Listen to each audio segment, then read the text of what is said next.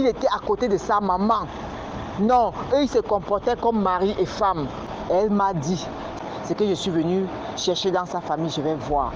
Dans un quartier là-bas, à Kribi, on l'a chassée là-bas à cause de la sorcellerie, parce qu'elle se transformait en serpent, elle détruisait les trucs et tout ça là. Mon Dieu! Dans la chambre où les choses de cette fille étaient stockées, c'était là. Donc quand j'ouvre la chambre pour nettoyer, elle me disait seulement que non, oh non, c'est quand ils habitaient au fin goudron Zion, et après ils ont déménagé, il a fallu qu'on amène les choses ici en attendant qu'on suit, machin. Mais entre-temps, c'était des choses de la fille qu'eux, ils avaient tuées. Maintenant, quand cette femme me raconte ça, je dis, ok maman, j'ai compris. En tout cas, moi je suis de l'église de Réveil et je vais prier par rapport à ça. Je suis restée là, donc c'est comme ça que, parce que quand aussi je veux rentrer en profondeur de certaines choses, je te jure, je vais faire plus de 3 heures de temps en te racontant mon histoire. Ça serait vraiment très fatigant. Vous serez fatigué. Et puis, donc c'est comme ça qu'un jour, mon mari, donc, en fin 2019, on a décidé d'officialiser notre union. Il fallait venir ici au Cameroun. Bon, j'ai dit ok. Comme ma belle-mère est là-bas, j'ai dit à mon mari que bon, comme ta maman est là, et comme nous sommes en train d'aller au Cameroun, on ne peut pas la laisser parce que ton petit frère s'en fout de ta maman et ton petit frère l'accuse de beaucoup de choses.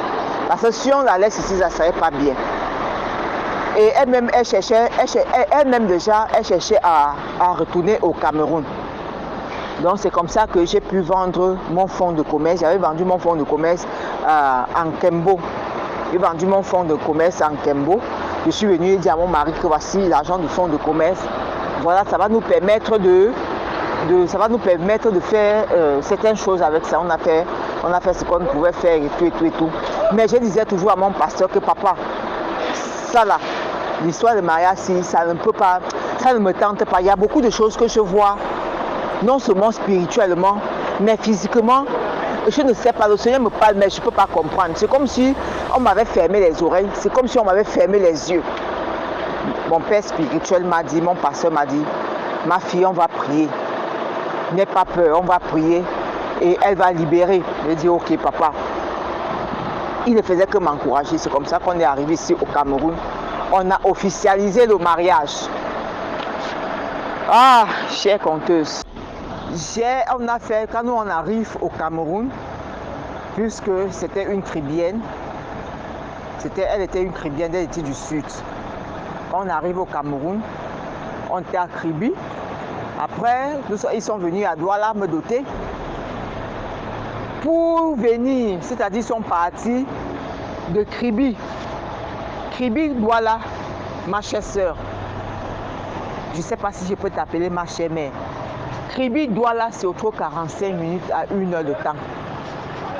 Ils sont partis de Kribi de 9h à 19h. Parce qu'ils prenaient... le bus qu'ils avaient emprunté, arrivé en route, ça tombe en panne. Et on dirait que le chauffeur savait ce qui se passait. Le chauffeur les a demandé de sortir du bus. Et quand ils sont sortis du bus, il a démarré sa voiture. Ils sont partis, les abandonnant sur place. Voilà une autre voiture qui arrive, ils ont stoppé la voiture. Pour arriver à Douala, Kribi, Douala, je ne peux pas vous mentir, c'est autour 1 heure de temps. 1 heure de temps. Autour 1 heure de temps. Voilà une autre voiture qui arrive, ils ont stoppé la voiture. La voiture les a appelés, s'est arrêtée, ils sont entrés dans le véhicule avec tous les présents et tout ça. Dès qu'ils ont démarré, en mi-chemin, ça tombe encore en panne. Je vous jure, ils ont pris jusqu'à 4 voitures. C'est la 4e voiture qui les ont amenés jusqu'à chez nous. Jusqu'à chez nous. Parce que la dernière voiture avait dit, les avait posé la question, vous partez doter, le chauffeur leur dit, vous partez doter une femme, non? Ils ont dit oui. Ils ont dit, ok, cette femme c'est un ange pour vous. Je vais vous amener jusqu'à leur maison. Je te jure, c'est ce qu'ils les avaient dit. Et mon mari m'avait raconté ça. Eux tous là, ils avaient dit ça. Quand ils sont arrivés à la maison, ils ont dit, nous sommes en route depuis 9 heures, on ne sait pas ce qui se passe. Mais entre-temps, c'est ma belle-mère qui bloquait tout ça parce qu'elle savait que si j'entre dans leur famille, je vais tout détruire. Ok, d'accord. Donc c'est comme ça que quand ils sont arrivés, on a fait le mariage et tout ça le matin maintenant, on a fait la dot, le matin, nous sommes retournés, nous sommes partis à Kribi. Le mariage devait se passer le 24 décembre 2019. C'est comme ça que le mariage et la voiture qu'on avait passé la commande, qu'on avait commandée jusqu'à on a versé l'argent, la voiture a disparu. Je vous parle de faits réels. La voiture a disparu. On ne voyait plus le chauffeur. Tout ce qu'on avait prévu, tout, on avait prévu. Même la réception, le buffet était déjà gâté. Conteuse, le buffet était gâté. La nourriture était gâtée. Comme je vous raconte là, la nourriture était gâtée. C'est comme ça que on a forcé, on a fait le mariage. Donc c'est comme si on m'avait fermé les oreilles et on m'avait fermé les yeux. Ah, comme je vous dis là. Après ça, après le mariage, quand on a fini de signer devant le maire, c'est là où j'ai commencé à voir le feu. Qu'est-ce que cette femme n'a pas fait? Qu'est-ce que cette femme n'a pas fait? Qu'est-ce que cette femme n'a pas fait? Soi-disant, on lui a donné le mauvais bouti au Gabon. Qu'on lui a donné, que c'est au Gabon qu'on lui a donné le mauvais bouti et que la personne qui l'avait initié avait pris ce qui était bon en elle, on a déposé ce qui était mauvais en elle. C'est avec ça qu'elle opère. Maman, après le mariage, je m'étais discuté avec mon mari de 22h jusqu'à 4h du matin. On ne sait même pas sur quoi on discutait. Pour une cuillère, pour une histoire de cuillère. On n'a même pas encore fait une semaine de mariage pour une histoire de cuillère. La maison était, donc ça dit à couteau tiré avec mon mari, à couteau tiré. Mais quand il était à côté de sa maman, non, eux ils se comportaient comme mari et femme. Je dis bien comme mari et femme. Mari et femme, jusqu'à ce que ma belle-mère me fait comprendre que son fils est fertile. Son fils est fertile. Quand j'ai pris la première grossesse, j'ai eu un avortement, on appelle ça quoi? Une fausse couche. De 3 mois, fausse couche. Comme ça là. La deuxième fois, j'ai eu, donc, il y avait une grossesse de 3 mois, ça a disparu dans le ventre. Comme ça, elle m'a dit, ce que je suis venue voir dans sa famille, je vais voir. Ce que je suis venue chercher dans sa famille, je vais voir. Ok, d'accord. J'ai dit, ok, il n'y a pas de problème. Elle a poussé, c'est-à-dire elle m'a poussé à boire de l'eau Javel, de l'eau de Javel. Je n'étais pas morte. Mes ancêtres étaient avec moi. Je n'étais pas morte. Elle a cherché par tous les moyens au point où déjà même mon mari même ne me touchait même plus à la maison. Et j'ai compris qu'elle était la femme de nuit de son fils. Parce que à la maison, il ne mangeait pas. Quand il rentrait, il ne mangeait pas. Il me disait seulement non, j'ai déjà mangé chez maman. Dans mon cœur, seulement, il disait ok, tu es allé manger chez ta femme. Tu es déjà allé chez ta femme manger. La maison là où on l'avait pris, dans un quartier là-bas à Kribi, on l'a chassée là-bas à cause de la sorcellerie parce qu'elle se transformait en serpent, elle détruisait les trucs et tout ça là, On l'a chassée jusqu'à ce que une maman qui n'a pas les mains, qui n'a pas les pieds. Un jour donc, elle demande aussi à la dernière minute, elle demande aussi à son fils de m'amener. Il y a un coup d'eau qu'on a à Kribi qu'on appelle la Kenke, qu'on peut me présenter à cette coup d'eau là. Parce que si un jour je me noie, on saura que je suis des leurs. Moi, je dis à mon mari que mon cher frère, mon cher mari, là où tu me vois, moi je suis camerounaise, je suis bamileke. Et non seulement bamileke, je suis chrétienne. N'essaye même pas ça. N'essaye même pas. Faut même pas essayer. C'est là où je vais te montrer que, étant chrétienne, je suis bamileke. Peut-être vous entendez seulement parler de bamileke. Je vais te montrer que je suis bamileke. Il a juste parlé comme ça. C'est comme ça que lui-même, il a tourné. Il a laissé. Il y avait l'une de ses cousines, la cousine de mon mari, qui me disait seulement que ma fille, je ne sais pas qui t'a poussé à venir, à entrer dans la famille de cette femme-là. c'est elle qui a tué notre mère qui était sa grande sœur. Qu'est-ce qui s'est passé? Tu n'as pas vu, tes parents n'ont pas cherché, n'ont pas cherché avant de te donner un mariage dans cette famille-ci. Tu es venu chercher quoi ici? Conteuse.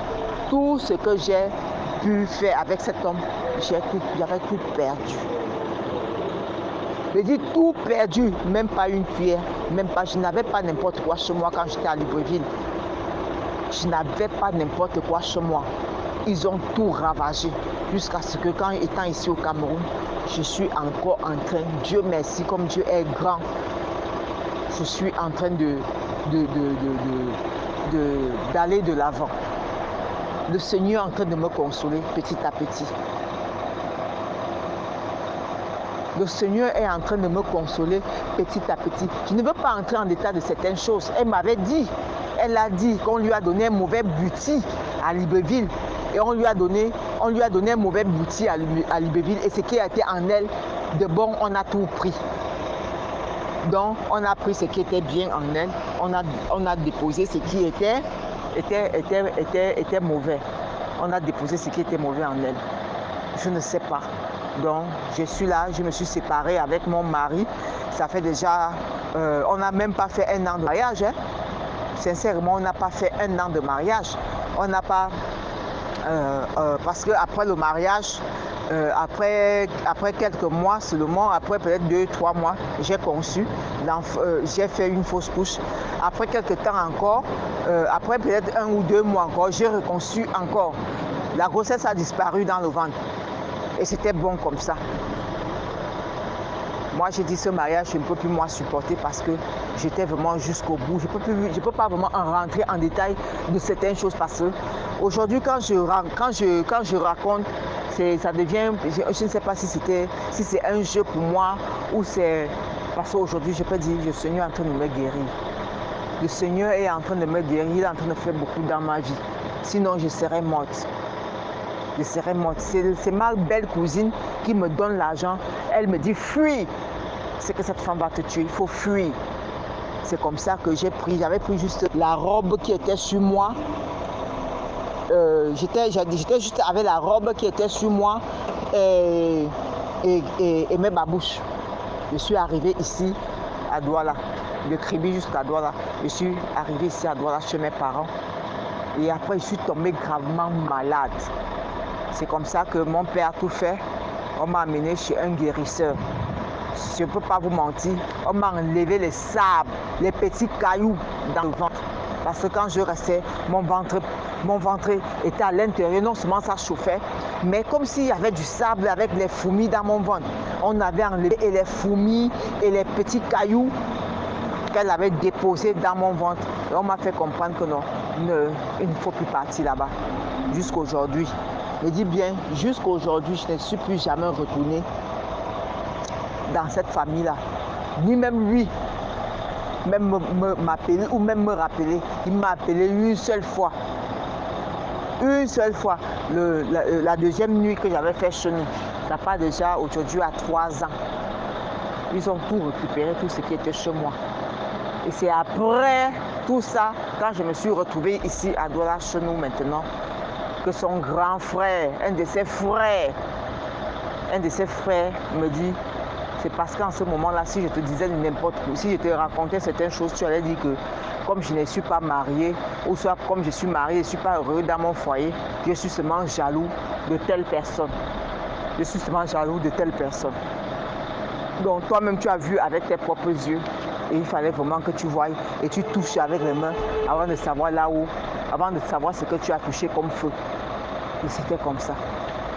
Je suis là à Douala, je suis en parfaite santé. Je remercie le Seigneur pour ça. Merci de m'avoir écouté. Que Dieu vous bénisse abondamment et qu'il vous donne vraiment la force de pouvoir publier. Parce qu'à force de publier, vous édifiez aussi beaucoup de gens. Et j'aime vraiment ça. Ça édifie et puis ça instruit aussi. Merci à vous et bon après-midi.